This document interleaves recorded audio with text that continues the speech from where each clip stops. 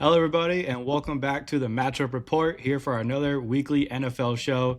Exciting one for you, as always. We're going to talk about some playoff clinching scenarios as we get into this weekend where a lot of teams are unexpectedly in spots where they could either make or, not just kind of be out of the playoffs entirely. So, lots of fun stuff to talk about there. Of course, we're going to review our matchups, talk about what stood out to us this last week, and then, we'll go into the scenarios for this next weekend as we get ready for the playoffs, which start next week. It's kind of weird to the season always goes by quick, man. Especially after Thanksgiving, it feels like December always flies by.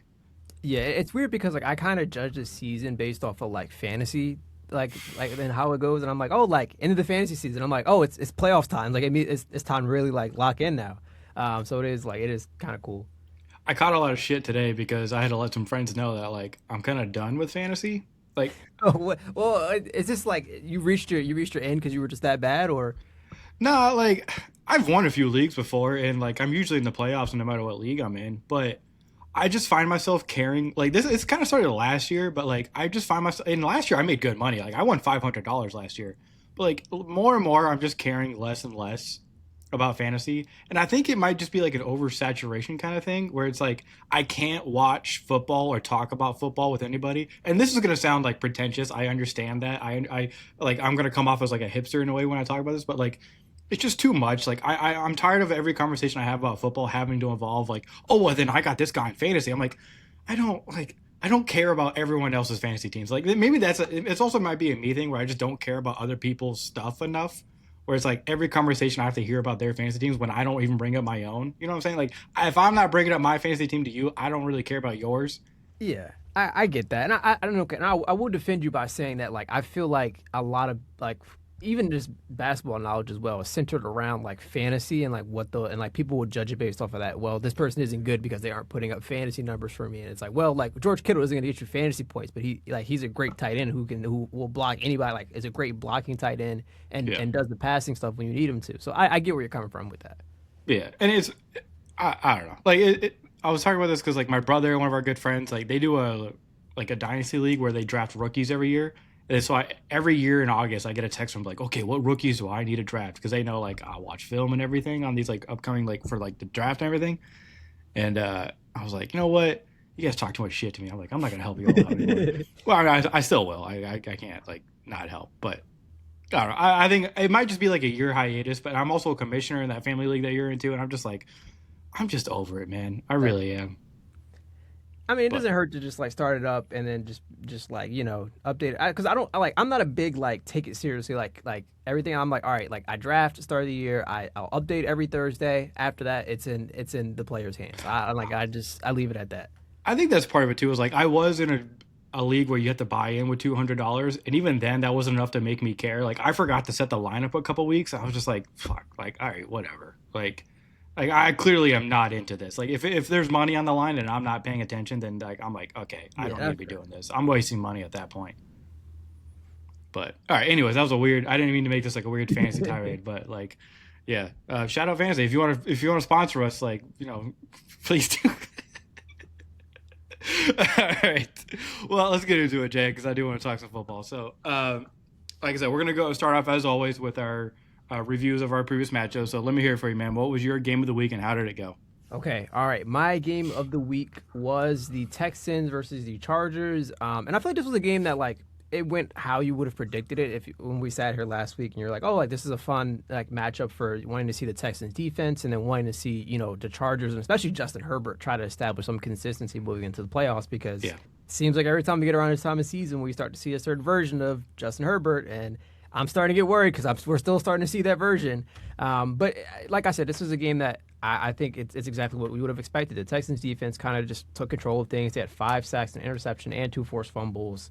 And then the offense just does just enough to win the game. And in this instance, it was C.J. Stroud starting off hot with the 2 touchdowns, and Jay just didn't look back from there. And the Chargers were playing catch up and trying to play catch up against a difficult Texans defense. You might as well call it a day.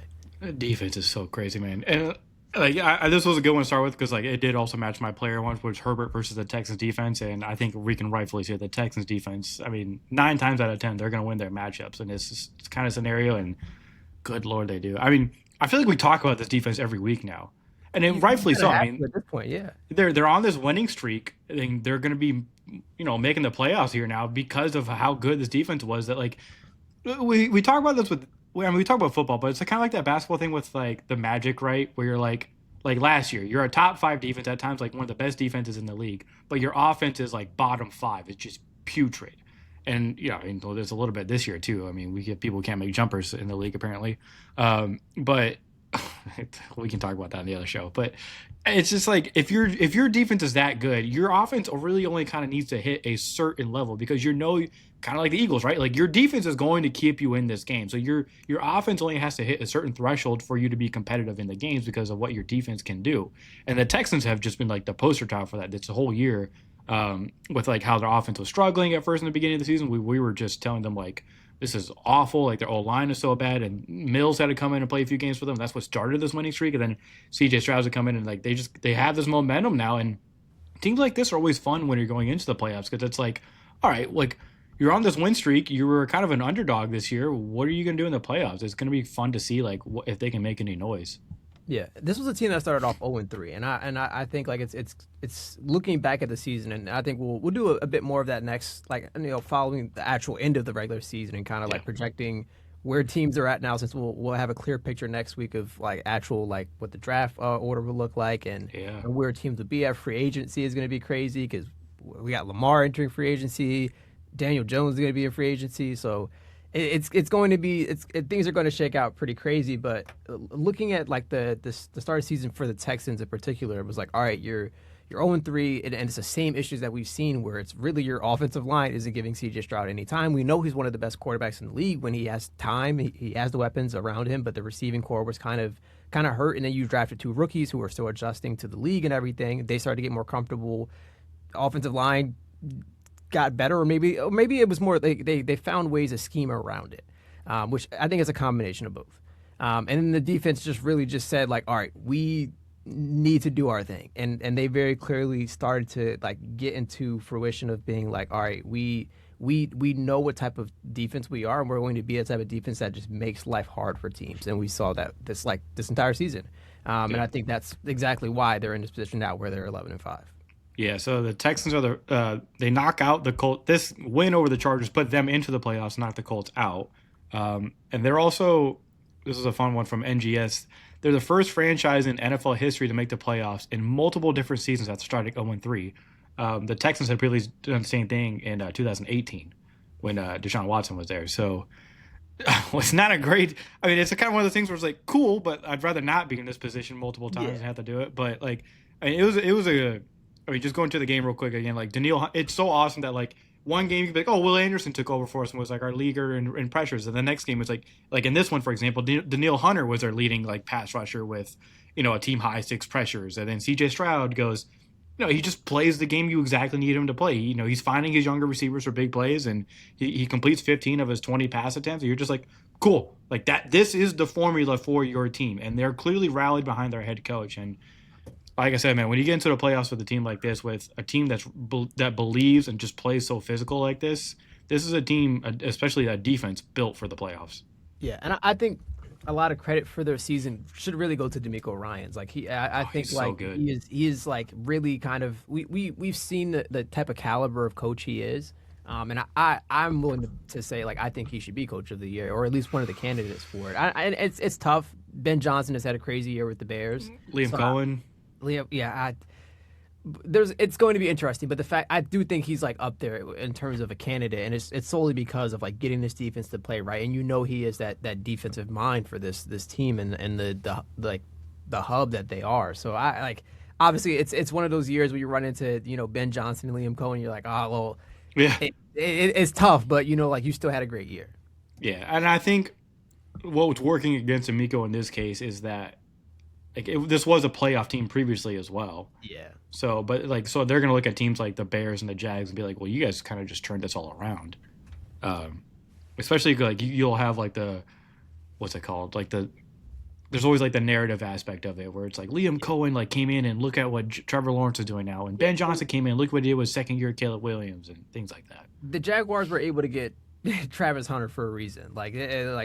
They were abysmal last year, and there was a few bright spots. And the fact that like some of the bright spots that you could have said, and Brian Thomas Jr. struggled this season, and the Jaguars are still able to find a way to not just find a way into the playoffs, but like look confident going into the playoffs. Nearly, they have a chance to get the #1 seed this weekend. Yeah, that should say a lot. So I think it'll come down to Ben Johnson and Liam Cohen. I obviously, and this is the weird thing about this is that like you can. Technically, they don't judge based off of like what happens in the playoffs, but I think you all are still looking at the playoff results and saying, well, it led to this. Like this was the ending of it, and I think like unfortunately that still plays a role in what what this list looks like for Coach of the Year. Yeah, I always hope they do award. This is why I always want them to do awards like the first week of the playoffs. Yeah. Like let's get this done now so that there's nothing else to go. I mean, I'm pretty sure they get the voting done early enough for it, but still, it's kind of like the NBA where it's like.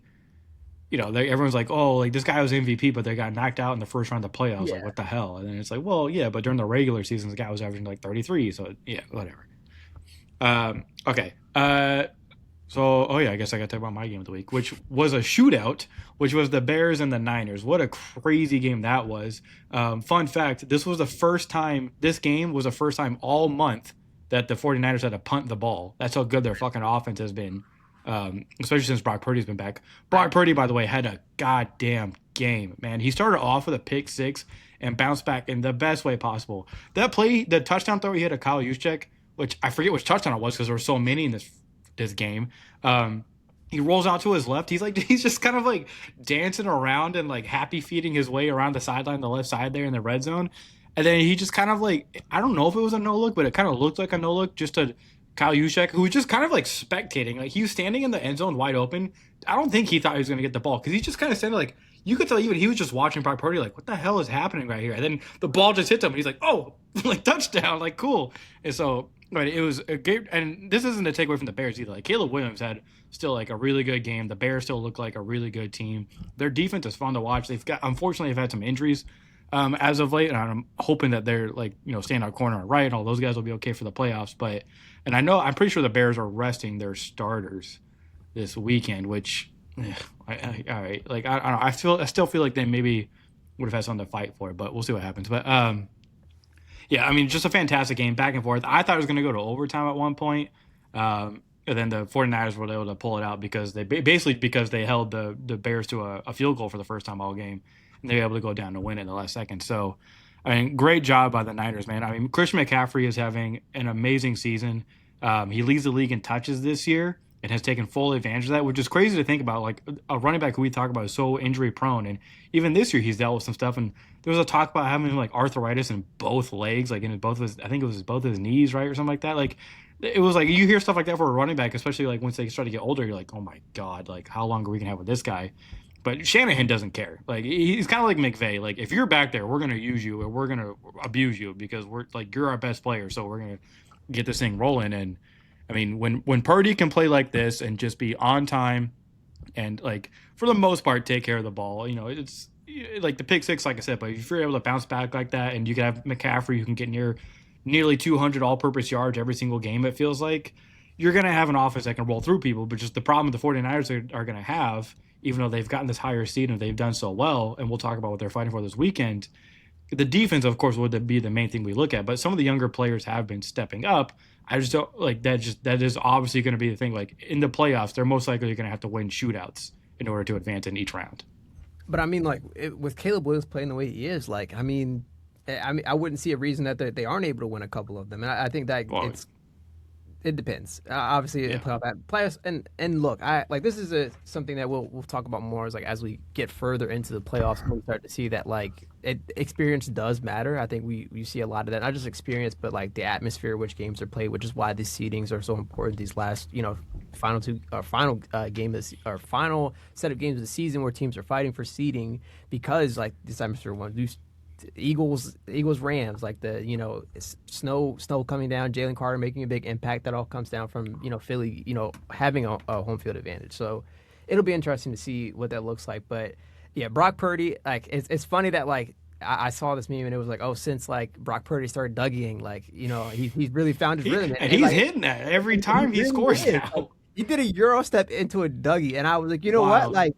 Oh, keep it going. Like that's saucy, right? Like who am I to say like anything? And it's crazy that at one point in the season, like with the way Mac Jones is playing I as a was gonna bring this up. Yeah, we were like, oh well, like would you consider just being like, hey, like Mac take over until like Brock, or until whenever, like, and thankfully, I mean, it doesn't really seem to matter if they, they were able to do this, but it's just going to be interesting to see how this continues to shake out the rest of the playoffs, because this was a 49ers team that like was really, and we talk about this like when we were comparing the Bucks last week, where the Bucks riddled by injuries and they didn't do much to kind of keep up with it, and they finished what, like 1-7 over the past yeah, like 8 weeks.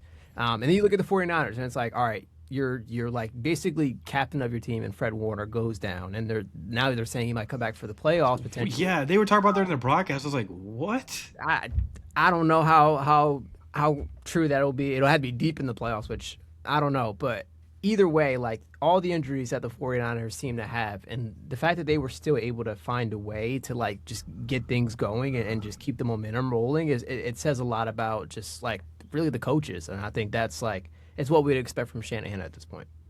Yeah, I mean, you got to give him and Salah their flowers for just keeping this team going and putting themselves in the position they are now. Where, I mean, you're right; they might be hosting games, and it's crazy because like the Super Bowl is in San Francisco, and they were talking about this during the broadcast. They're like, "Hey, man, you win this division, you have a chance to play home games throughout the entirety of the playoffs, including the Super Bowl."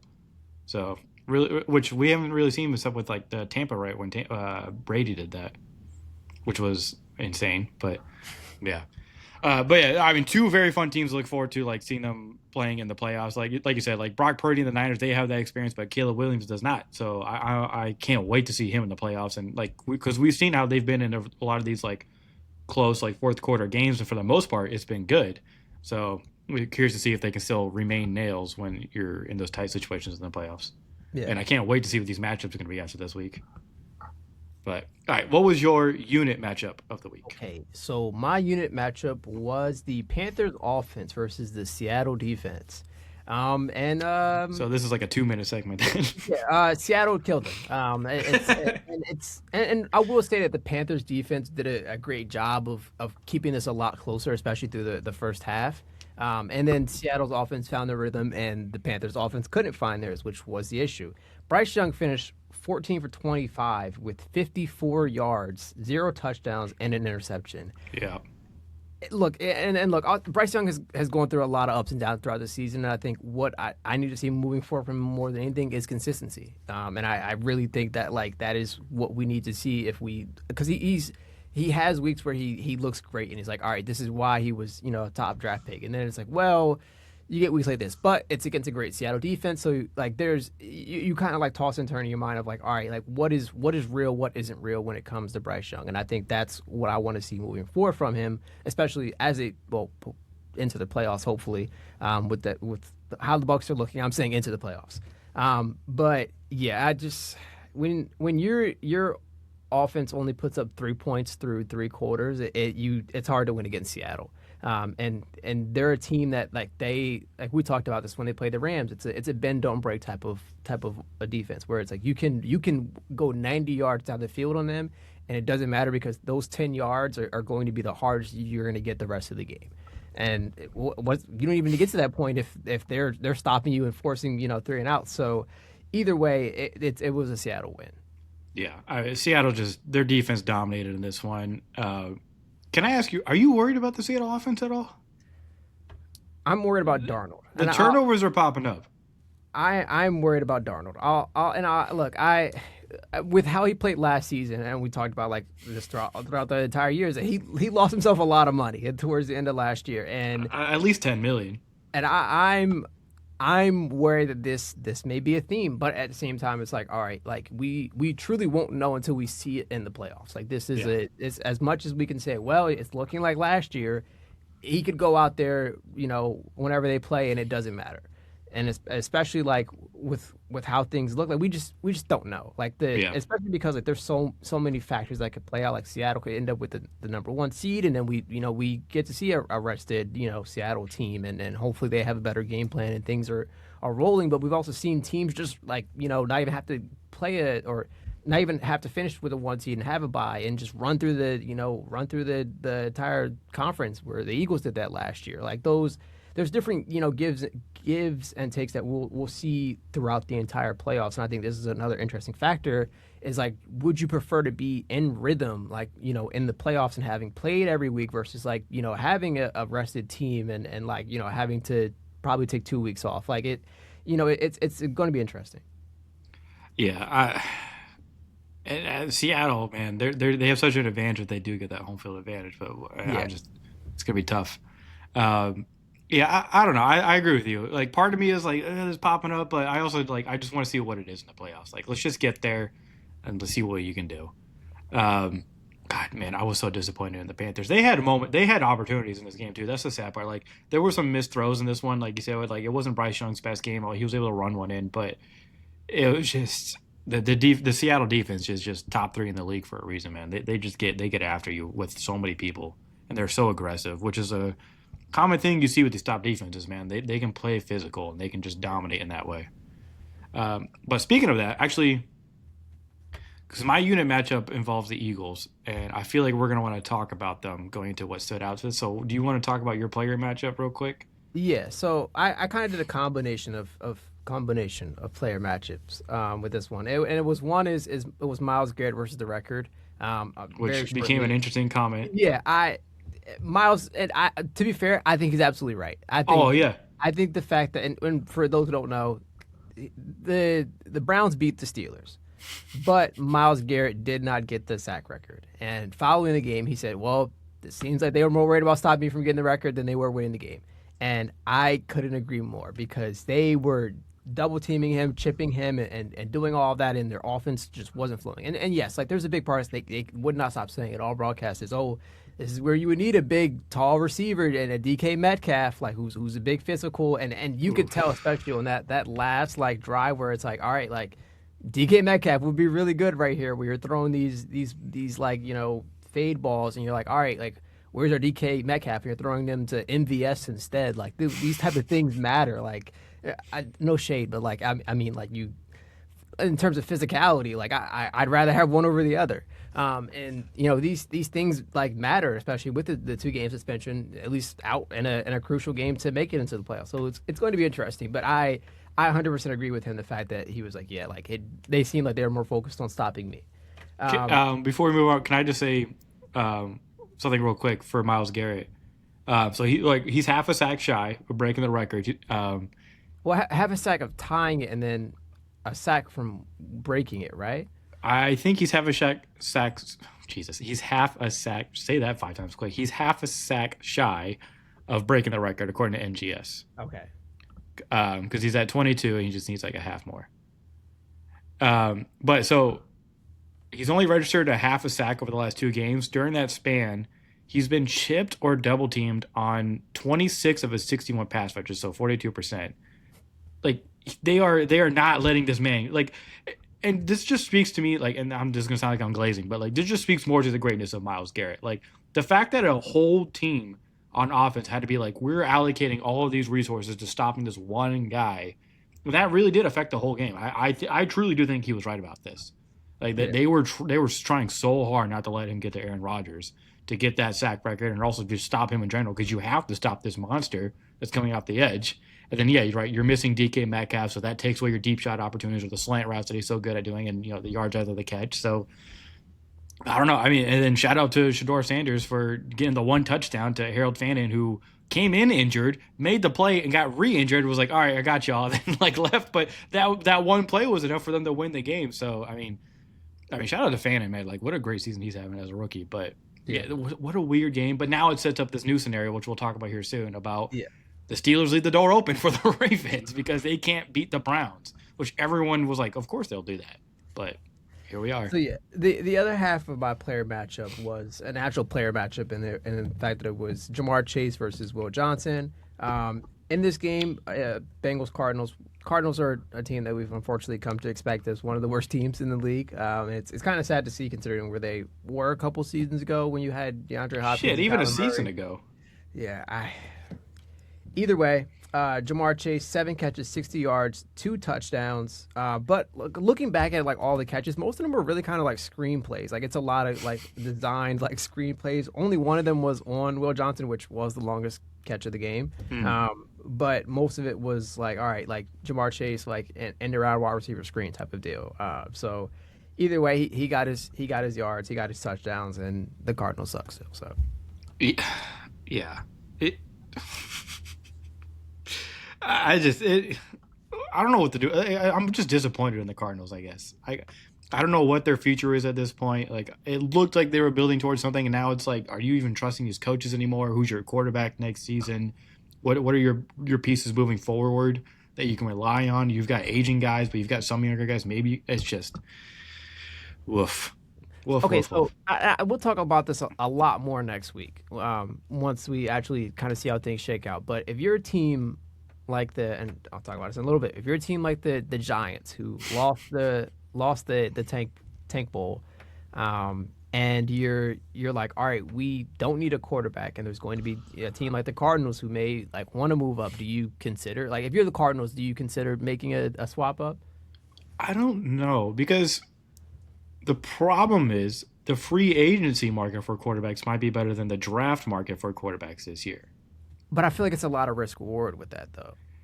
There's risk reward no matter what you get, but at least with the free agent quarterbacks, there's a resume to look at and say like, okay, like, tell me this right now: would you rather have, with what you've seen from Malik Willis this year? I knew Would you you were gonna rather go there. have? I was gonna Would you ask. rather have him or I take take a Malik risk on Willis. a unproven kid out of college? The way Malik Willis is moving against the Ravens, I take him. I He deserves guarantee it. you, there's some GMs that would still take a shot on Kyler Murray too over some Yeah, rookie. the Jets are. And this may speak more to just how weak this quarterback class is, and I do think that is a huge factor that's going to go into this offseason. But I think the free agent crop might be better than the draft. That's fair. And Malik Willis is getting a lot of talk.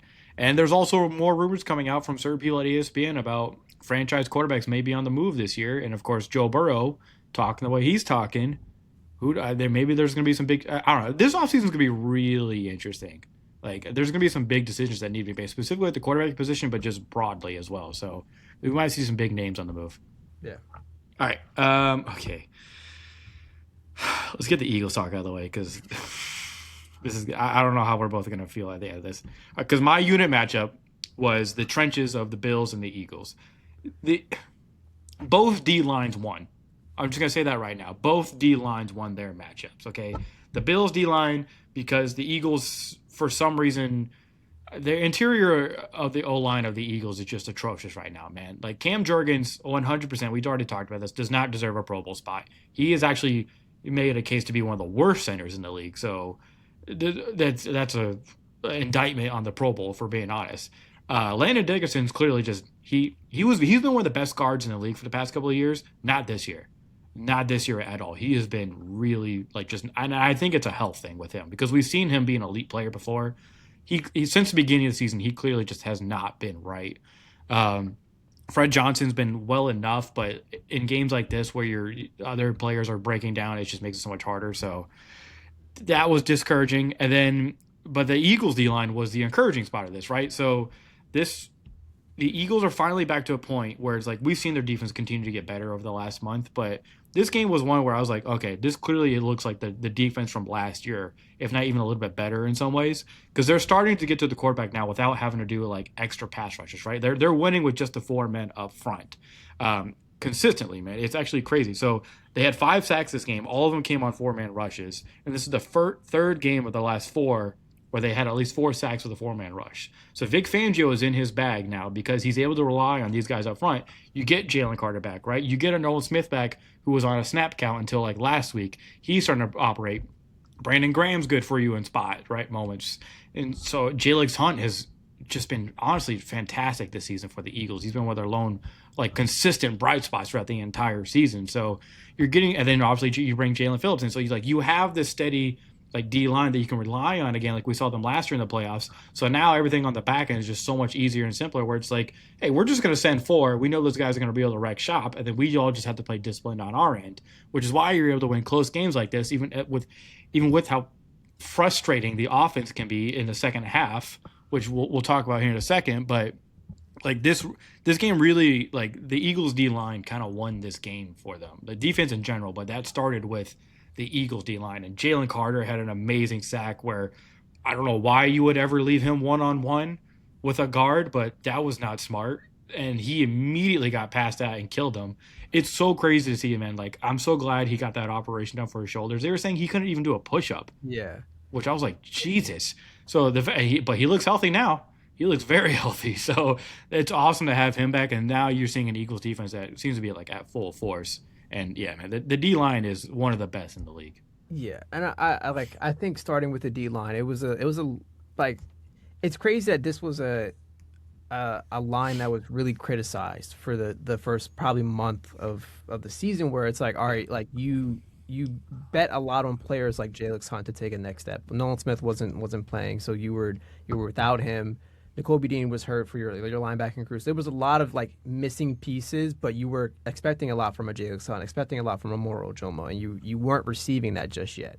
And then the bye week happens. You get Jalen Phillips. You get Brandon Graham back, and things like just clicked. Like and I like it's a lot of just like players getting comfortable, players stepping into their roles, and I think we started to see a Moro Drummer look more comfortable. Jalen Hunt looked really comfortable out there, and they've looked really aggressive. And I think that is a credit to really Vic Fangio as a defensive mind to organize this. But The then best coach in the building. also, yeah, definitely. Also, players just like knowing their role, and I think we start to see like a player like Jahad Campbell for like So good. who didn't play for like he's been on basically limited snap count since like N'Kobe Dean has came back and really kind of taken that role and done it rightfully so. But we start to see that like he has just it doesn't matter. Like whenever he's given the opportunity, he's gonna go out there and ball. And I think that is what's most impressive about this Eagles defense, where it's like you get players like Adoree Jackson who's playing above his standards at least from what we typically seen him from the start of the year, where he was getting fried against the Cowboys. Like there's been progression at every step of every position for the Eagles defense, and I think that's been the most impressive part. Yeah, man, Jahad Campbell. Like, it was so cool when he had that quote when they were asking him like, "Oh, like now you're really good, kind of the bench role," and he was like, "That's fine." Like, he fully accepted it. He's like, "This is cool." He has the right mentality for it. And then yeah, when he plays in games, it's so funny too because he played in this game. He made some good plays, and people were clipping some of those plays like, "I don't understand why he hasn't been starting all season. This is stupid." And I was like, I could show you 8 N'Kobe Dean plays exactly like that, except for while N'Kobe Dean may not be as athletically gifted as Jahad Campbell, he's in the right place at the right time all the time. He's one of the best blitzing linebackers we've seen. In multiple weeks, he is running through like linebackers as a late blitzer and just getting to the quarterback. And then, and not even that, if like the moment and he has one of the best, like I think like all right, like I call it like what's the best terminology?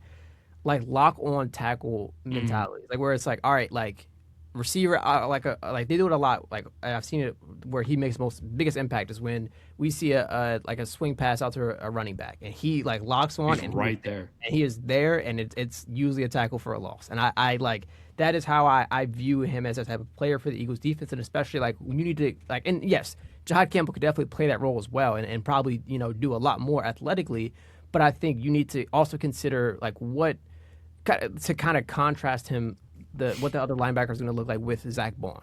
And I think like Zach Bond once again playing at that level we seen last season, like these are all things that like have just come together. And I think it doesn't matter where it's like okay, it's a positive sign the fact that like there's people that are like, oh, like Jahad Campbell and N'Kobe Dean are like who should start opposed Never to, like, in my life. yeah. Especially linebackers, like for the Dude, Eagles, like I've been begging. I had been begging this team until last year to get linebackers because it was like every single year it was like the middle is gonna be open. Like whoever we play against, the middle is gonna be so easy for you to like be productive against this defense. And then it was like the one year with Edmonds, and then he goes away, and then now or Edward, and then now we're back to this, and it's just his teammate. But I just. Yeah, so impressed with this defense, man. And they tackle so well. I mean, Blankenship had a crazy hit. Shout out my cousin for getting a crazy tackle in this one. But, like, you get guys like him, Cooper, Quinion, like so it's not just like the front seven, but like the back end too. Like everyone is tackling like extremely well. Marcus Epps has stepped up for the team, man. Like he was a guy who was cut by like the Raiders, I think, right, or some team like that. And then the Eagles bring him in. Like there's some familiarity there with the organization. I think he's done a really good job as like a spot backup safety for them, who had to step up after Makuba got hurt. So yeah, Vic Fangio's got this defense rolling. Unfortunately, the offense still. And look, man, I said this. I don't care that you looked good against the Raiders and the Commanders. Everybody looks good on offense again. Well, and maybe just in general against the Raiders and the Commanders this year, right? I wasn't impressed. I really wasn't. Yes, people are like, oh, they were doing more under center stuff. The empty looks look good. That's fine. Can you trust these coaches to call the right stuff when you go up against an actual good like playoff team? Like for example, the Bills? Apparently not, because again, same stuff pops up here, right? Where we have so much fun beating up on these bad teams, and then they play a good team and they get ahead, and what happens as always, they start to play conservative and they do stuff where, quote, according to their fucking offensive coordinator, sometimes we just run the ball to run it. That was a real thing an offensive coordinator in the NFL said. Sometimes we just run the ball to run it. Saquon up the middle, deep pass, incomplete, 3 and out, let's go. It is so frustrating to watch, dude. The hitch routes were back in this game in the second half. The lack of creativity. They're doing plays where Dallas Goedert, for some reason, they fucking bench Cam Latu in this game. They're only good, like, fullback type of player that they even have on the offense anymore. And I think it was because he made, like, one mistake. But you have to understand, because then they put Dallas Goedert in that position. I've said before, we've all said this before. Dallas Goedert is not a good blocking tight end. Yes, he's a great red zone threat, and he can be a good pass catcher for you. He is not a good blocking tight end. So when you put him in these fullback positions, you're going to get blundered, which is what happens in this game when you line him up to the left and you're trying to do this play where you're rolling Jalen Hurts out to the right and you have all your players on the left side trying to like stop anything from coming from his blind side. But then the routes on the right side are like hitches and like out routes to the sideline, which are completely blanketed. And those are your only 2 routes in the entire play. So then Jalen Hurts has to throw it away. He went 0 of 7, right? He had 0 of 7 in the second half. There was, of those 7 plays, I think one of them, you could say like, okay, Jalen Hurts probably could have made a pass to Saquon instead of trying to force it to A.J. Brown. Every single other one was poor play design or throwaways because everybody was just covered. And that falls on the coaching, which has been a consistent problem all year. There's the highs and lows of the season, right? But I'm not going to fall for the bullshit when you beat up on bad teams. You can beat up on bad teams all you want. That's fine. Average teams beat up on bad teams all the time. Really good teams know how to play a complete game against other really good teams. So now I'm worried about this team going into the playoffs after this game. I'm not going to lie. I'm worried about the offense. Yes. I still think that the defense is good enough to keep them in games. But yes, I agree with you in every sense that this is more and more a play calling issue, but there isn't a solution, at least in the moment at this late in the season.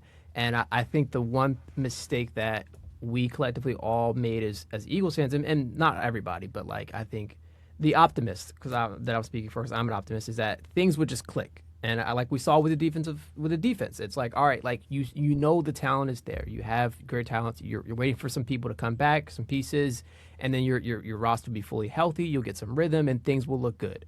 The defense did that. The offense, it didn't do that. Very simply, like it is like we were expecting Kevin Patullo, whether he was here or not, like the offense to find some rhythm, some type of creativity, and we saw it against the Raiders, we saw it against the Commanders, and I think we saw the creativity, we saw the options, and then they got conservative, and that was the issue, and I think and yes, right, like you're winning games, and like at some point that stands for something. That stood for something a couple weeks ago. That stood for something a couple months ago when you're early in the play, like, or not early in the playoffs, early in the season, and you're getting things going. You're like, all right, we can build upon this. There's not a lot besides like momentum to build upon now, because it feels like every week you're going back to the drawing board and saying, okay, we like the second half of that game was disappointing. We need to scrap that. But what went well in the first half, and then you replicate that in the first half of the next game, and then the second half of we see that it's a pattern again. It just happens again where it's like, all right, now we're up. Okay, we're up against a good team. Our defense will bail us out of this. We just need to rely on them, and that is an issue. And I think like even if it's getting more aggressive with play calling by like any option and saying like, all right, like let's mix things out. Like I like how they started this game out with the deep ball, like trying to get Jalen Hurts and force their, especially because it's like they kept mentioning the rain and how much that impacted with it being on and off. Trying to take those shots deep early so that you Jalen Hurts was dealing in the first half, even with the rain. He made 2 throws that like one of them basically buzzed the defender's like ear hole on the helmet. And like I was like, I don't even know how that got to AJ Brown. And then he made another one across the middle too. I was like, these are like he like zipped it in over across the middle, like past a couple of defenders. I'm like, okay, why aren't we always like where are these designs throughout the entire season and the entire game? It's just so frustrating where he sees like you obviously we can do this. But this is a coaching thing where it's like every time they get a lead and they go into a second half, they just play so unbearably conservative. And it's annoying as hell when they play like this. And after the game, the coach is walking up the tunnel, like celebrating it as if they just had some like amazing game and an accomplishment. And listen, I don't want to be like a body language kind of guy, but like, did AJ Brown exactly look too happy about how they won that game afterwards when the coach is yelling at him like, oh, are they talking now? It's like, yeah, we're all still going to be talking about this dude because everyone's starting to catch on to the fact that it's the play callers and the offensive minds in the building that are holding back the team and not the players themselves. The players are let me take that back. There are some players that are just as guilty with this, specifically the O-line. But outside of that, dude, this is mainly on the coaches. Yeah. I will say that, and it's just not to create excuses for them by any means, but there definitely were a couple of calls that like just went against the Eagles in the second. Yeah, there was some bad ones, and there was a rough in the passer they could have called. Yes. I thought the Devontae Smith catch was a catch, and the fact that they reviewed it and like even they always bring in the specialist. I think it was Dean Blandino this time. He was like, I don't see enough to take this back. Like his hand looks like it's under the ball. Yeah. But it's like we talked about this every week is that like there's things that like one week it'll affect you, one week it'll benefit you, and I think this was a week they just went against them. So I'm not like looking at this too seriously and saying, well, like like this is the problem with the refs. I hate when people do that. It drives me crazy. It literally could go against your team one week and then the next you'll be like, well, that's just you'll be like, that's just how it goes. Like, see, we didn't get that call last week, and it's like, yeah, we know. You remind everybody about this. So. I mean, my problem with the refs this year has been just how slow they are. This is an NBA thing too, but just how slow the refs are to make some of these decisions. Where it's like we're watching it live with you, like we're seeing. You probably have different camera angles. Multiple angles, like and you're watching it. Even the broadcast is like, why are they taking so long? Like, what's taking forever to make this? This is such a clear call, and it's just they're just standing there. And I think it's just because they're waiting for like New York to. I don't know the whole process, right? Like I'm not a ref, but it takes too long. It takes too long. And then there's always like the gray area stuff where it's like, is it not a catch? It's whatever. I don't want to sound like a Cowboys fan, but yeah. All right. Do we have anything else with the Eagles? No. Okay. So they're going to rest their starters, I'm guessing, they are going to rest their starters against the Commanders. So I'm going to jump over to what was my fun matchup, and I hinted at it earlier. It was the toilet bowl. That was the Giants and the Raiders. And it, okay. I want to focus more on the lead up to this game because I think that was more important than the actual game itself. Are you talking about a certain player? Talking about a couple of certain players, but one in particular. Max Crosby was placed on IR, and he did not like that, which I don't blame him. Future Eagle. I don't know about that. If how it works is magic, but I look and this is something that I think like. Of course, all the players, like none of them are going, all right, we are going to go out there and perform bad so my team can get a better draft pick. Obviously, the organization may want you to do that, which is why we've seen, a Brock Bowers get shut down, a Max Crosby get shut down and players on IR. And yes, like there's a combination where it's like, all right, Brock Bowers, I understand. Like he's getting a lot of work, like and especially like as basically like your lead receiver out there as a tight end, like and the amount of targets he's getting, the amount of yards he's getting, and he's had injuries this season. I understand if you're like, all right, like let's shut him down for the final two games. These are meaningless. He's a young player that we can build upon. Let's not get him a dumb injury in these games that don't matter. Like, I understand that. Now Max Crosby on the other end, I was like, all right, like now it's getting obvious where it's like, okay, like we can clearly see what your plan is, and like he's frustrated with it. He wants to be out there and playing, and then he posted the video of him in the gym, getting shots of it. I was like, I don't know, that doesn't look like a man that like needs to be on IR to me. He was hitting like, one leg threes. what do I know about being a doctor or anything? But like it didn't look good. And then, well, obviously Raiders lose this game 34-10 to the Giants, but they basically win the number one overall pick, barring an accidental win, I guess, in the final game of the season. I don't know. Waste of an overall. Zero trust in this organization to, like, even if they do get a good player number one, I have zero trust in them to like capitalize on it. I don't know what else to say for them. I don't think there's a lot of positives for them moving forward besides having it like you have these players, but you're going so negatively against like a Max Crosby right now. It's going to be difficult to be like, hey, like you want to continue to stay here and be a part of it. No, why would he? Like he's dealt with these, the IR situation. He's been here and stuck through this entire situation. You've done nothing to benefit him. It doesn't make any reason for him to want to stay there where he can go and get on a competing team, or he could do the Myles Garrett method and get a lot of money and shut up. So I don't know, man. Like, and we said this about Myles Garrett too, but like he's clearly a competitor who blah blah blah. And Myles Garrett has complained at times during the season about the not winning stuff, but it's like, well, you kind of put yourself into a situation at this point. Like you had a chance to get out. I feel like Max Crosby again would be one of those guys who'd be like, nah, screw that. If there's a way out, get me out of here. Like you don't need, especially. I was gonna say both organizations are crap, so I don't. But I think the Browns, at least by their benefit, like they've drafted really good, and I don't want to say like the Raiders have, because you had Brock Bowers, Ashton Jeanty is going to be good if you can actually protect him and give him. It's kind of hard to screw up when you're constantly getting top 5, 10 picks. That's fair. But I think especially like the Browns, like obviously all the Shador, Dylan Gabriel stuff was dumb, but like Carson Wettinger is defensive rookie of the year. Fannin has been sick. Yeah, like they I think have done a great job like with drafting the past couple of seasons, despite all the criticism that may come from drafts like right after. So I think it's crazy to say I'm a bit more optimistic about the Browns organization than I am with the Raiders right now, because I can at least see that there's a foundation to say, all right, we are in a positive direction and we can move forward with this. And the Raiders, it's like, okay, what do you have? And because it feels like you need to just like restart from like a ground forward. It's like, oh, we got Ashton Jeanty and maybe Max Crosby, but you don't know for how much longer. Like Brock Bowers obviously will be there, but like it's just going to be interesting. Yeah, and I wonder how much say Tom Brady has in like what the next moves are, because this year was clearly a flop. Like you lost half of your coaches before you even got to December, and then it's just Pete Carroll out there, which okay, like I don't know what we're doing here, man. I don't get it, man. I really don't.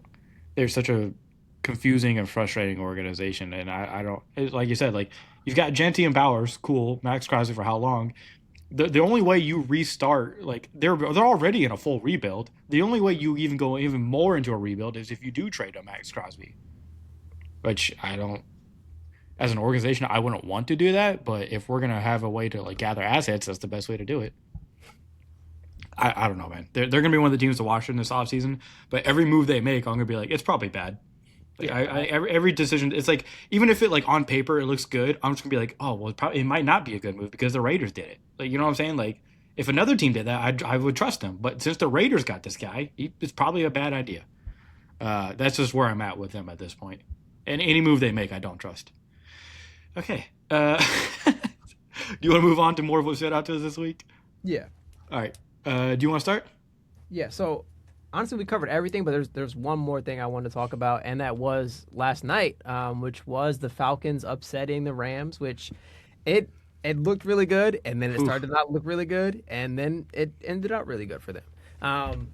The Falcons' defensive line just really got at them, and I think that's the most important part to start here, because I think if there's any, if you were to say like, all right, like if there's one team's skill group throughout the entire NFL that stood out to you the most, I would say the Falcons' defensive line is up there. And obviously, like that's a random scenario to bring up. There's if I was to sit here and think about it and go through individual teams, I'd probably have a couple more.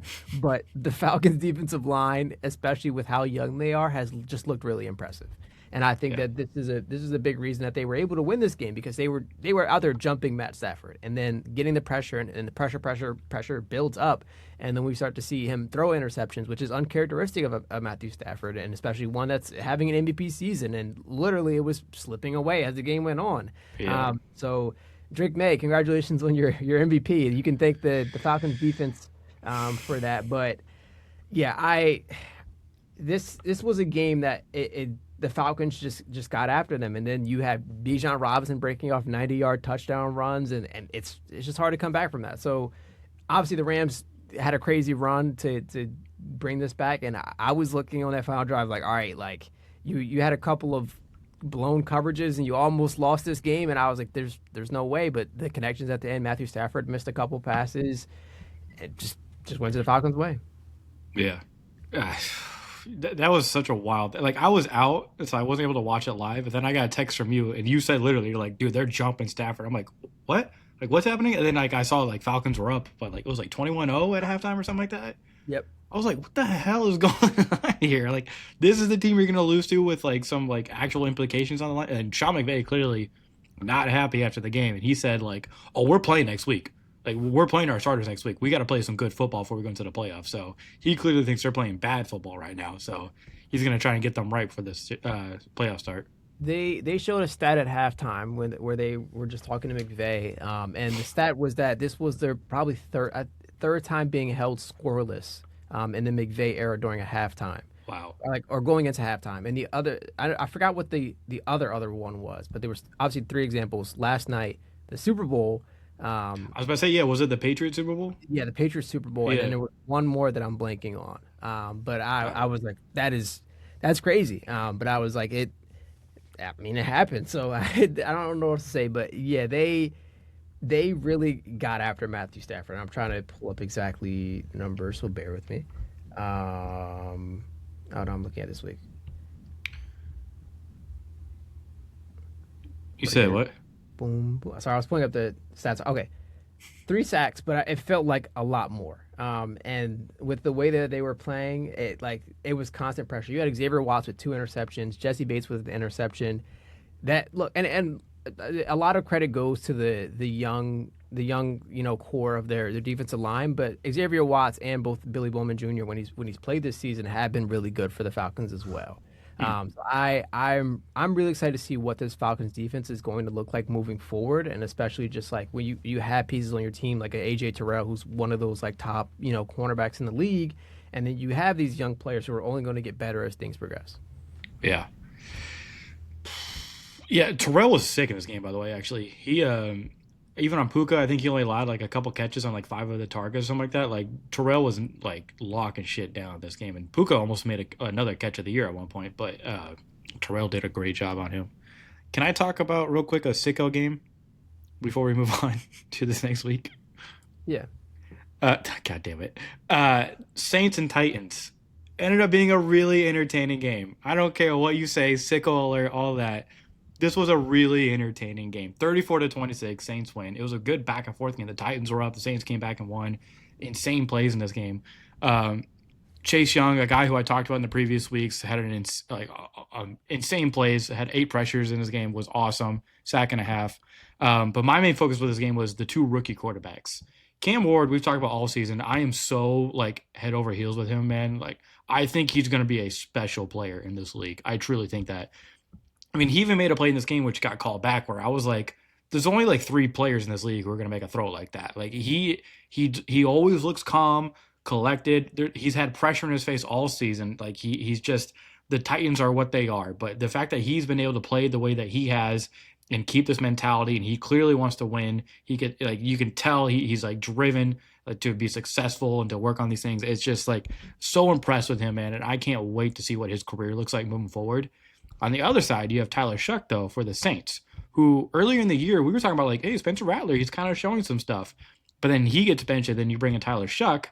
And at first I was like, man, are we really gonna do this? But dude, he's been good, and the team's rallied around him. Like at the end of the season, I mean, they're gonna end up 6-10, or yeah, they're 6-10 right now. So we'll see what their record is at the end of the season. But like the players clearly love him. Like Olave was like hyping him up. Even Michael Thomas, the former Saints receiver, was hyping up, saying like, "Yo, Tyler Shuck, like this is good."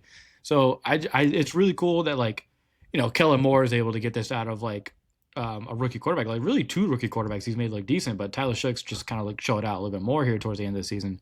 So I think it makes like an interesting. Well, this is something we'll talk about in another show, but the Saints have a very interesting offseason ahead of them. Because like, has Shuck shown enough? Do we take another chance at a quarterback? Like, what do we do? But I don't know. Just real quick, sicko game, man. Like it was one of those where like I had it kind of like off to the side, was like somewhat paying attention just because like it was like kind of like my Cam Ward screen that I've had, and I was like, this game's actually like really good and like fun and I but I like have even like dramatic with it. it was a fun game. I don't care what you say. It was a good football game. That was like not, it was paid attention to less because there's no playoff stuff about it. But if you wanted to watch some good football, it was a fun game. All right, that was my sicko thing for, well, at least this portion. But yeah, we'll move on. Okay. All right. Okay, so I think we're ready to move on to this next weekend. Cool. Yep. So I want to talk about real quick. I want to go through. I'll try and keep it as quick as I can, but this weekend is obviously week 18 is always crazy with all the playoff scenarios that are going to happen. So I wanted to go through each conference. I'll start with the AFC, and we're going to look at all like the playoff clinching scenarios real quick and who's already made the playoffs. So in the AFC, the teams that have already clinched playoff berths are 6 of the 7. We have the Broncos, the Patriots, the Jaguars, the Bills, the Texans, and the Chargers. All guaranteed to be in the playoffs. Seeding is still kind of being figured out there. And that 7th spot is obviously up to the Steelers or the Ravens, whoever wins that division, and that comes down to the Sunday night game this weekend. So we'll see who takes that spot after this weekend. We'll talk about that here coming up. The Broncos play the Chargers this weekend. Denver clinches the number 1 seed in the AFC with a win. The Chargers have already said they're resting their starters, at least on offense. So we're going to see, I think, is it Trey Lance I think they actually said it might not even be Trey Lance, like a different quarterback. So this is like that a backup offense against what, I mean, I don't even care if it's like the backups for the Denver Broncos like defense. Like it's probably not going to go well. So I think we're most likely, I mean, who knows? Like crazy stuff happens, but most likely the Broncos are going to end up with a 1 seed. You have the Patriots playing the Dolphins, which I'm actually looking at this game as like a fun, like unit matchup kind of sneaky one where you might have the Miami Dolphins offense against the Patriots defense. I just think that could be a fun one to watch, like sneaky kind of one there. I'm not sure if the Patriots are playing all their guys or not, but they can clinch their 1 seed if Denver loses and they win. So like they do have something to play for here.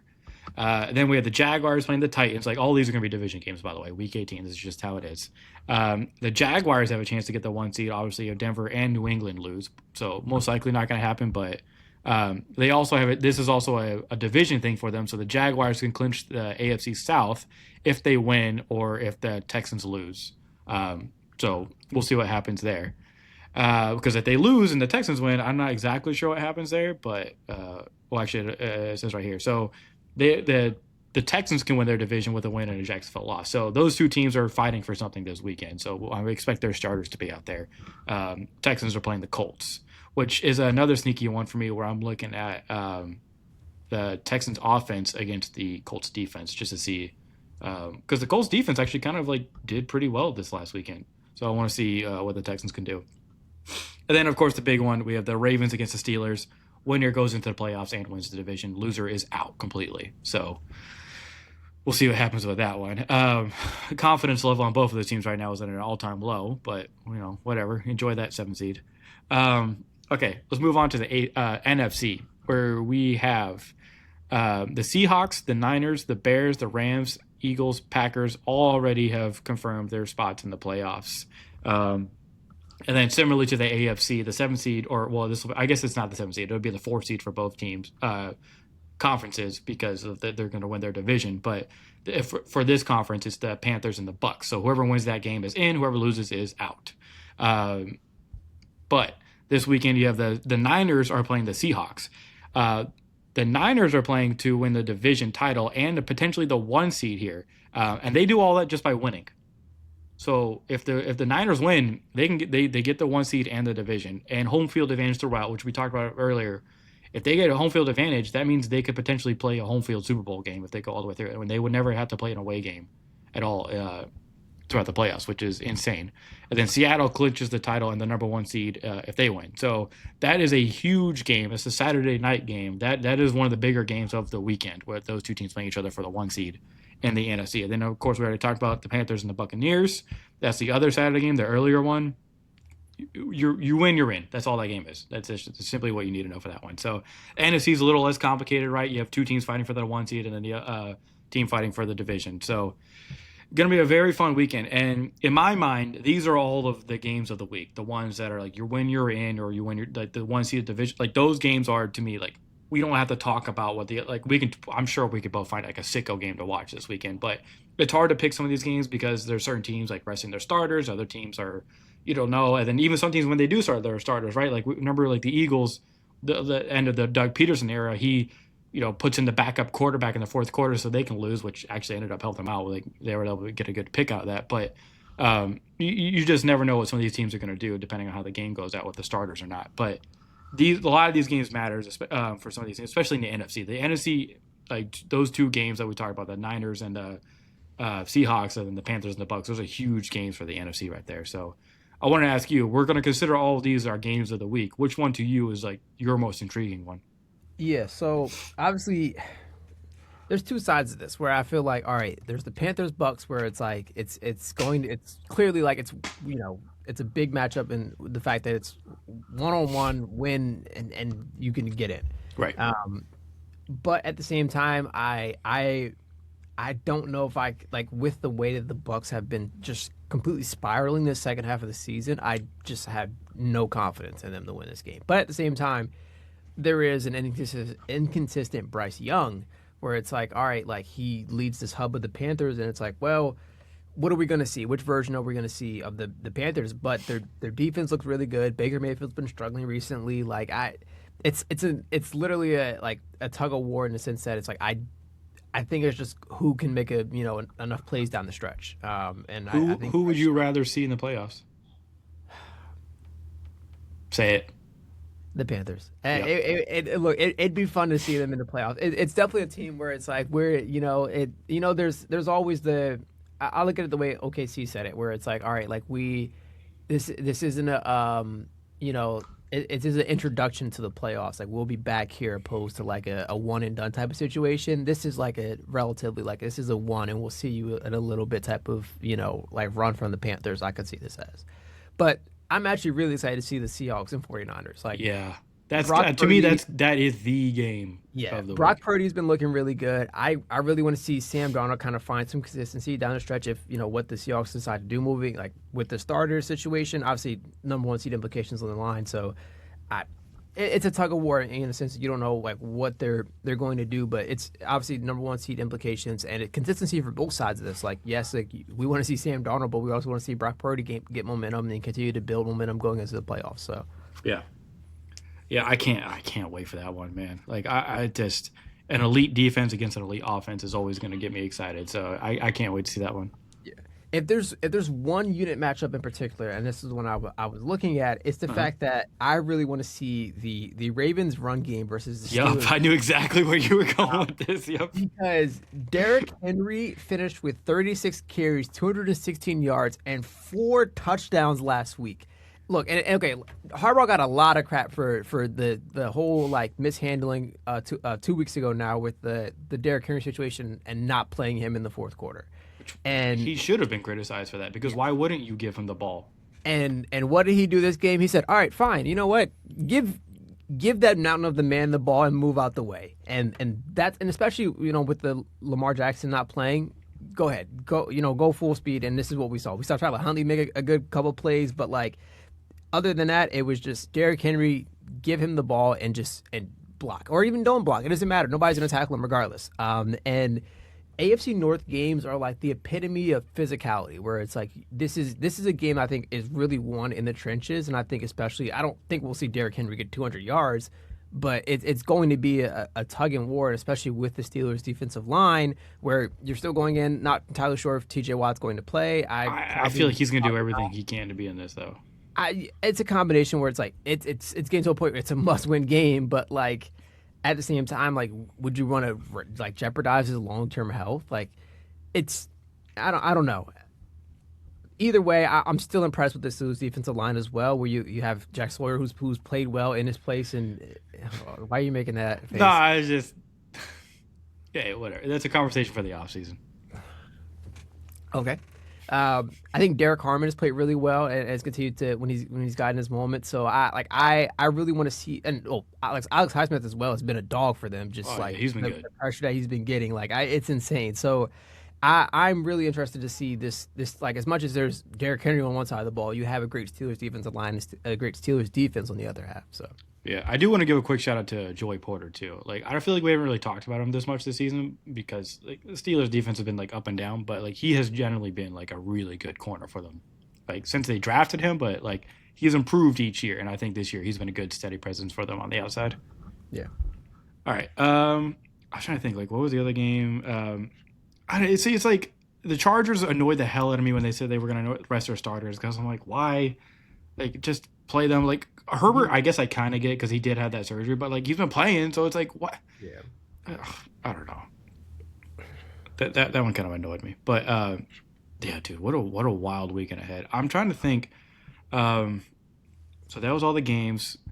My unit matchup, I said if I had to pick like a sneaky one, like I said, would be like the Colts offense against or the Colts defense against the Houston offense, and then the Miami offense against the Patriots defense.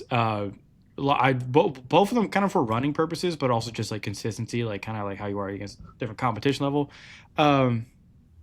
Should we? Okay, I think there's a Patriots conversation we kind of got to have. Okay. There's the MVP discussions with Drake May, and he's probably got it. There is also the side of that though, like they've kind of feasted on an easy schedule going into some bad defenses for most of the year. Also, it looks like they might not have their number one receiver going into the playoffs. So, what is your confidence level in what is basically probably going to be the like one of the top seeds in the NFL?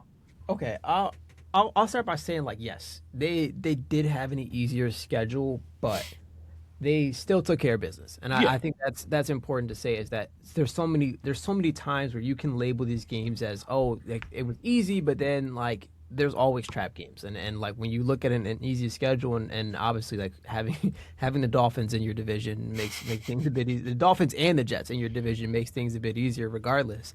That's basically 4 free wins right there. So it's easy, especially in these division games, to get caught up in the atmosphere, caught up in the environment, and caught up in the matchup, and lose these type of games. So the fact that they're winning these games, I still think that matters. But it's going to be a different battle, and I think like we will see Drake May really tested to the max, and in a playoff atmosphere, see what that looks like. And I'm really interested to see what that looks like. But confidence level does go down a lot with the recent Stephon Diggs development. So yeah, and they've been. I mean, you could argue they've been the best passing offense in the league this year.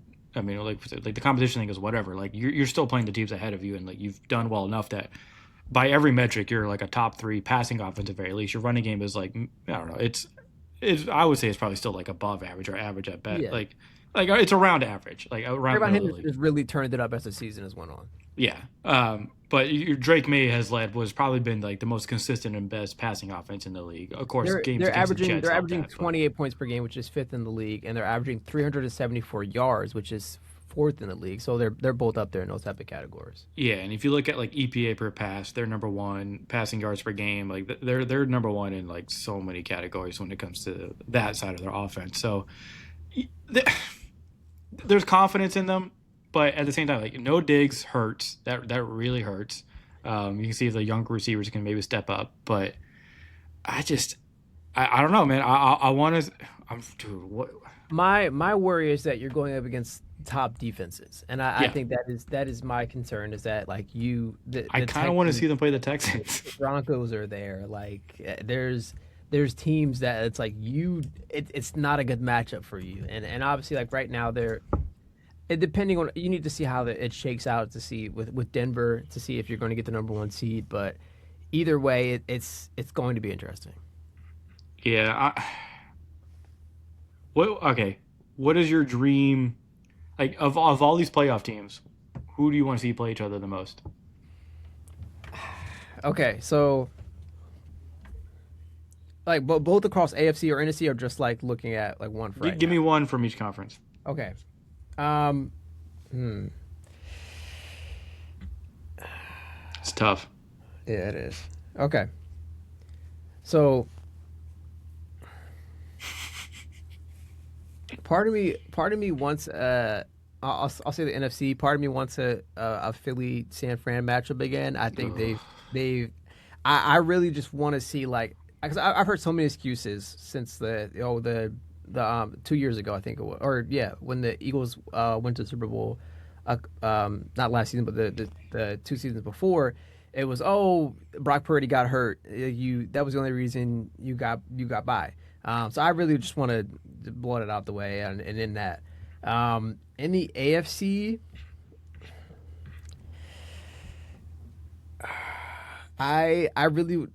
really is Texans versus anybody. Yeah, because I just want to see that defense like Yeah, do I something really just crazy. want to see the Texans defense just give a team hell, and I think that is the funnest thing about all this is going to see like what that looks like.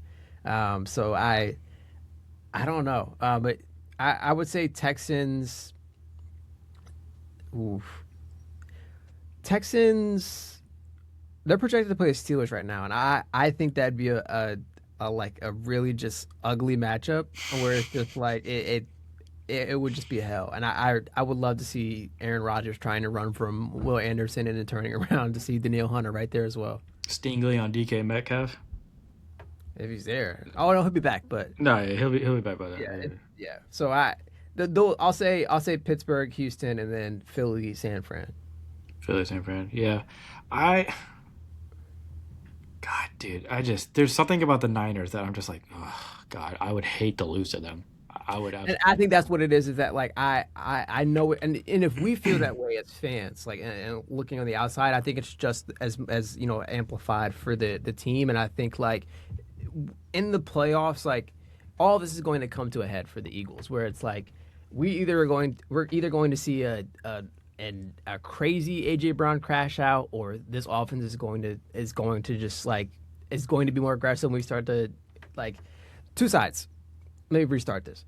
We either see Jalen Hurts take over play calling and AJ Brown crashes out, Jalen Hurts takes over play calling, and this offense looks better, or we see just like the Eagles' offense flowing. We don't even have to get to that point. Like there's two sides to this, and I think against a rival like San Fran, like who's essentially, I think if you were to look at like any of the like excluding like, division rivals, I would say San Fran is like the biggest in the NFC, where it's like that is your most recent rivalry. So I would say that. I just looking at the playoff like picture right now. This feels like a very open playoffs compared to previous years. Just like take out the four seeds that are going to be in both these conferences. Panthers, Bucks, Steelers, Ravens. I have zero confidence in those four teams to make it far in the playoffs. But all the other six teams in each of the conferences, it's like even the Chargers a little bit, just because it's like the volatility of like their offense. It's like I could see all these teams making runs. But is there a team in each conference that you feel like the most confident in? Most confident in Because I'm like, okay, you got the Broncos, right? They're going to be the one seed. Their offense is, I don't know what to expect from them week in and week out at times, but their defense is great. yeah. And then the Patriots, like we talked about them and the issues they may have, their defense is fine, but it's like what happens there. The Jaguars are probably the best offense in that conference that's going to be in the playoffs. Every team I'm looking at in the playoff picture, I'm like, all right, like I really like this team, but there's an Achilles heel to every one where it's Yeah, like which makes it more fun. there's something where it's like, well, like And the you don't Eagles are their know. own Achilles heel. They have a couple of them. Okay, right. So like, I'll literally like go down and list them real quick. All right, Okay. Seattle, Sam Darnold, Yeah. Chicago, defense, Eagles, offense, Carolina. Well, they're excluded from this, but pick your poison. Bryce Young's inconsistency. San Fran, I Defense. guess you could say defense as well They with them. can't pressure anybody. Yeah, I think it comes down to that defensive line and the lack of pressure. LA. Um, I meant to bring this up. Emmanuel Forbes has looked really good for them. Like since he's gotten there, surprisingly, and he's made a couple of like nice plays, and I think he's looked a lot more comfortable. He had a couple just really good plays, and I just wanted to mention that. He's a Um, decent coverage corner. I just worry about it when he has to be physical. yes. Um, with the Rams, I would say, well, yes, like I Health, health, yeah. Devontae Adams, and then just I don't know.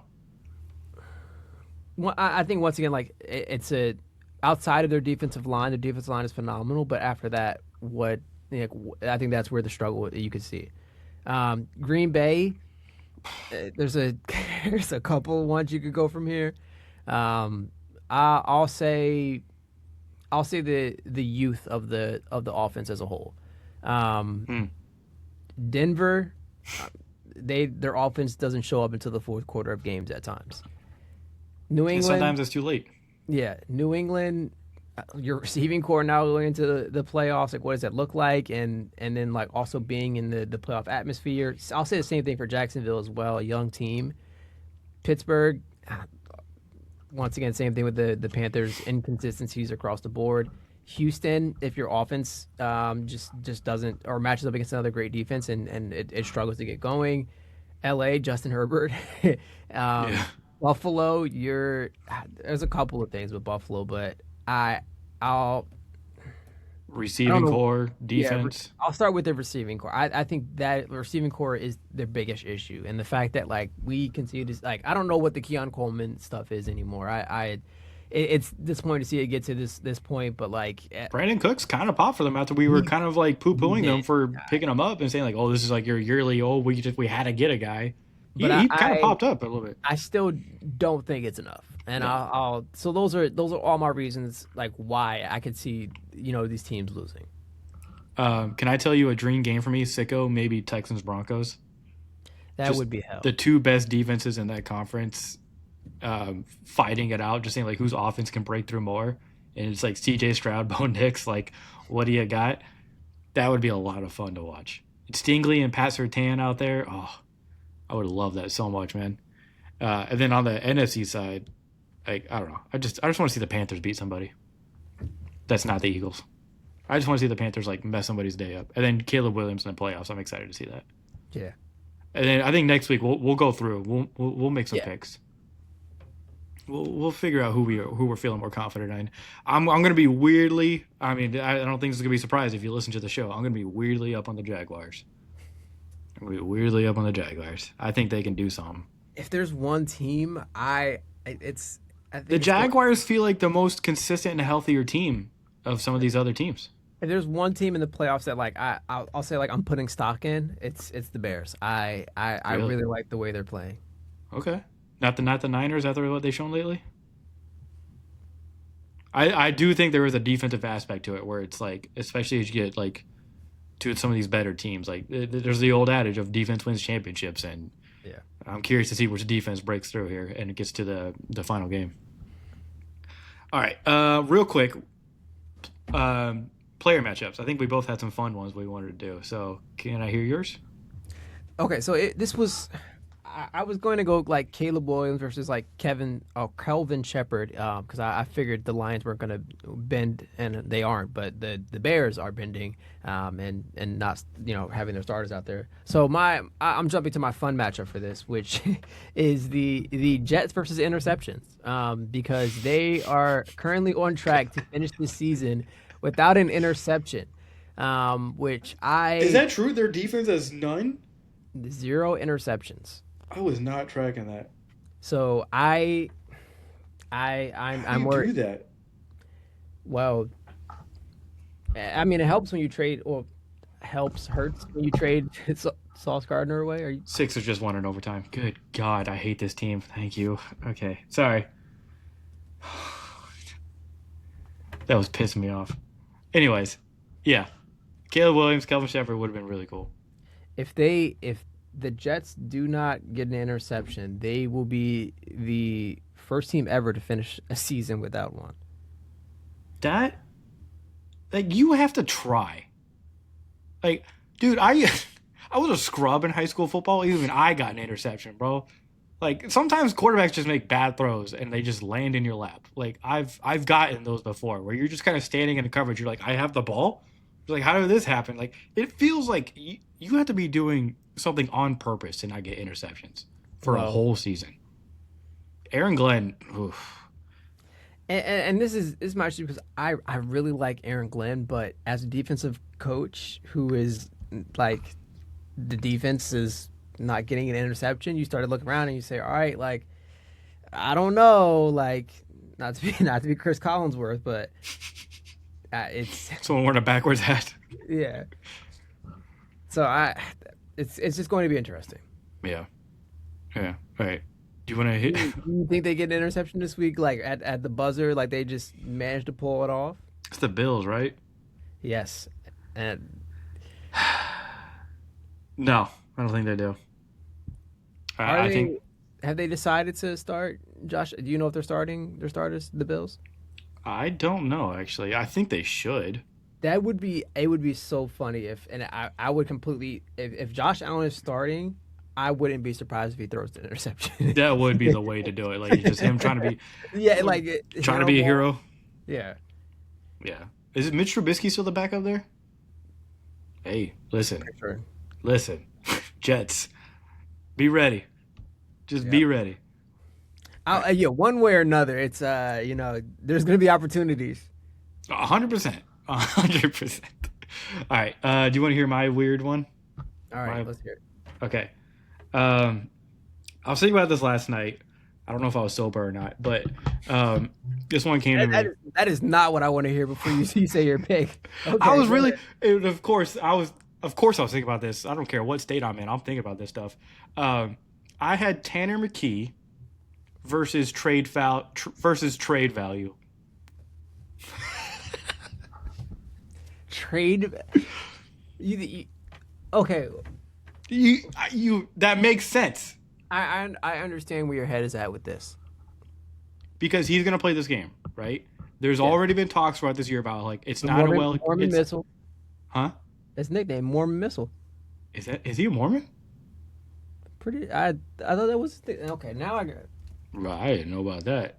But yeah, look, is he actually? Yes. I listen. I guess I'm not up to up to date with what Tanner McKee's got going on. I guess, but it's not a well kept secret that like a lot of teams are kind of high on Tanner McKee. Like they see him as a potential starter on some teams in the league, and so we know the QB factory that is the Howie Roseman quarterback room. Basically, the man's always trying to develop and use backup quarterbacks for assets. Like we see him do this all the time. And I think Tanner McKee could be the best example of this going forward because if he goes out and balls out against, I mean, it's the Commanders, right? But if he goes out and shows out in this Week 18 game, and like I think that improves his trade value. And then with how quarterback hungry this league's about to be this offseason, this could be a very positive thing for the Eagles. This is a team where I'm like actually saying like for future reasons, I'm like, yeah, play the backups. Like put Tanner McKee out there, let him ball out, and get something good for him in return this offseason. You know what would be even funnier, and I'm just now finding this out after looking at the Eagles depth chart. Sam Howell is their third string right now. Yeah. Yeah. Unwind him as well in the second half. Just for funny, it's his whole team. I think it'd be funny. It is an underrated because I was thinking about this too when I was doing the Tanner McKee thing. It is an underrated thing of like what Week 18 has become in the NFL, where because all these starters get rested on like I would say at least half the teams in the league, maybe more, or like you're gonna see backups and reserves get a lot more play time this week, and they're all gonna. It's kind of like the preseason where it's like they're all trying to show out because you're not just showing out for your own team, you're putting stuff on film for other teams to see when it comes to the off season. So Week 18 is always kind of a fun one where like maybe this is only a sicko thing, but it's kind of like a hey like I like this guy, but he doesn't get a lot of playing time, so let's see what he's got. See if like even if it is against other backups, like you just kind of want to see these guys in the field, see what they got. This is a big week for a lot of people to earn some money. So it's always kind of interesting to see like, all right, who is earning money this week? Yeah. And especially like looking at the Eagles in particular, like I'm really excited to see a Darius Cooper. Oh yeah, dude, I was thinking about that. I was like, dude, I would Tank love Bigsby McKee and and Cooper to have Cooking, like a but crazy game. yeah, Darius Cooper, Tank Bigsby. I guess we'll see Britton Covey minutes. A lot more of those. Jahan Dotson will probably be like the essentially the number one for this game, probably. Yeah. So it'll be interesting to see, especially the Eagles, what that looks like, and then maybe actually it's just all on the offensive side of the ball. This will be funny to see if they're more experimental with this backup, like with the backups, than they are with their actual starters going into the playoffs. I'm really curious to see how Kevin Patullo and Nick Sirianni play the offensive game plan for this. I don't. Oh, God, they could ruin what could be a fun day for Tanner McKee and Darius Cooper, and I will just it would be even more resentment from me for them for doing that. Okay, I feel like there was something else I wanted to talk about. I can't remember. Was there anything else on your mind you wanted to go over? Did you want to talk about the NBA All Star first ballot or first release? I kind of wanted to say that for the because that's going to be a conversation. Okay. That's good. There's some names that are. Hey, your guy Maxey is up there. Hey, shout out my boy Maxey, who just had a great game against the Grizzlies. Him and Embiid actually, but I will say just real quick, can somebody give Scotty Barnes his flowers? Brandon Ingram, yeah, all right, he's having a good season, but Scotty Barnes deserves his flowers for what he's been doing for the Raptors this season. And the fact that he wasn't in the All-Star shit kind of annoyed me. Michael Porter Jr. is number 10. Voted earned. Dude, he is playing at an All-Star level. See, we're going to get to a whole basketball conversation here. The Nets have been a team. They've been a chippy-ass team this last month, dude. Have you seen their numbers? Speaking of, oh yeah, where were we on the Ace Bailey count? Our Jazz win counter is at 12 wins. For those who are unfamiliar, at 25 wins, I have to buy an Ace Bailey jersey. About halfway there, but they're on track. Yes, but no. I think they will listen, man. There's so many weird scenarios beating the Spurs because for OKC to lose 3 times to the Spurs in a span of 3 weeks, and then to lose to the Jazz and then following games. Hey, go ahead. A lot of hate in my heart, and it's reserved for Wemby now. So, look, Wemby, and you know what? He gives that hate right back to you. Yeah, so. What is his problem with Chet? I know we're gonna we're trying to. This is fun. Yeah. His the way he gets out there bullying Chet, and it seems like it's virtually it feels like it's one sided. Where it's like Chet's like, I mean, I don't know what I did to this man, but Wemby's out there I'm going to There's the one play in particular where he just basically pushes him out the way. I'm like, what the fuck was that for? That's so unnecessary. Yeah, Area 51 out here. You know what? I won't complain because I'm complaining right now, but. I won't complain too much because it's the type of energy we need in the NBA. We need rivalries. We need these type of these heated things where it's all right, every time I see them, it's one time I'm gonna attack them. It's like Cade Cunningham and Jalen Green. That's the most recent one I could think of. And Cade's. Well, it's I kind of brought it up last show where I was like the Kevin Durant thing with him and Bruce Brown, where Kevin Durant and Bruce Brown were going out in the court, and Bruce Brown's like, oh, he crossed the line, and Kevin Durant's like, fuck yeah, I crossed the line. That's NBA. Some people, he's like, this is paraphrasing, but he was like, some people can talk shit during a game and play, and others can't. He's just in a process now where he's gonna have to learn how to talk shit and play basketball. But he basically said there are no lines across when you're on the court. There are no lines. You're out there, it's kill or be killed, basically. And I was like, God damn, I love you, Kevin Durant. I love you. I was like, this is the type of mentality motherfuckers need in the NBA. Okay, everyone wants to be all buddy. Fuck that. Okay, go out there and kill somebody. Okay, I didn't say all that, but I do appreciate the competitive nature. Yes. Okay, that's what we're going to call it. Sorry, not the killer's mentality. Yeah, it's competitive nature. Whatever. I don't know. Sorry, I'm in a mood. The Sixers been pissed me off. They just got a good overtime win, so whatever. But was there anything else big that happened? I feel like I'm forgetting something. So Trayvon Diggs was cut, so it was just a bad day for the Diggs brothers. A bad day for the Diggs household. Did you hear the story that came up about him with the Commanders thing? Yeah. So apparently, for those who are unfamiliar, he following the Commanders game, he asked to instead of flying back to Dallas to stay in DC because his family's there, and he'd be going from Dallas and then flying right back anyway, and they have extra days off because of holidays and all that stuff. And they declined that, which I don't know Weird, why right? Like, you would do that. Like that's weird. So I like it's one of those situations where it's like, all right, like yes, he's not been very good this year. he's been bad. And I wanted to put it nicely. Oh, he's been bad.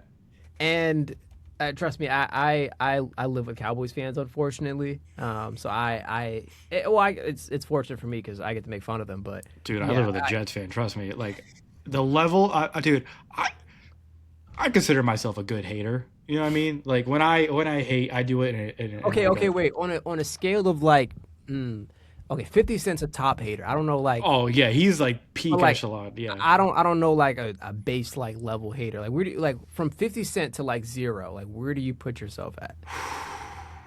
Okay.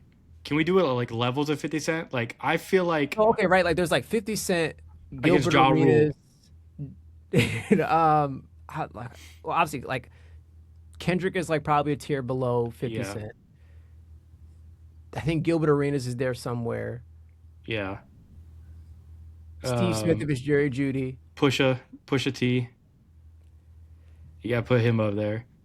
There's a I would say that'll be my homework for next show. Which speaking of that, we'll have a new setup and for what that looks like on the Riverside. I'm hell working yeah. on that, and I should be done next week. So that'll be a fun introduction, which will be the haters tier list. And I'll work on that. That'll be my That'd be a homework. fun one. But I would say so. My roommate's a Jets fan. Obviously, the Patriots did what the Patriots did, and they were going for it on fourth down.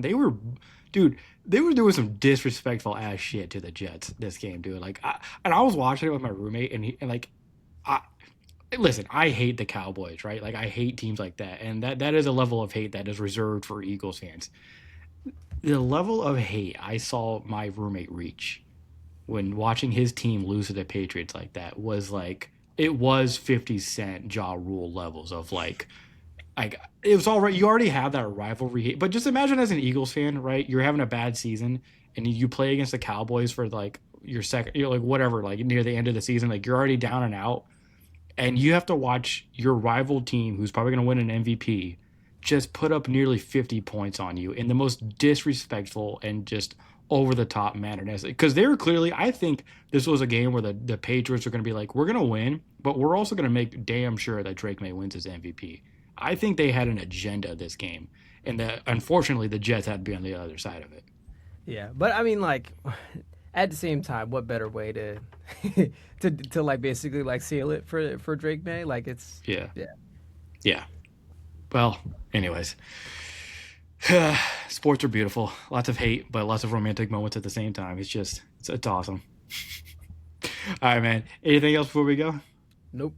All right, great show. Thank you everybody for listening. I promise we'll do an NBA show soon. I promise you we want to talk NBA. So we'll get that done soon. And like Jay said, we got some more changes coming to the show that we hope you all enjoy. Appreciate everybody who's been listening and subscribe to us on YouTube and watching the videos on there. Very thankful for you all. We'll see you again next week as we get ready for the NFL playoffs. A very exciting time for us. So thank everybody for listening. We'll see you again soon.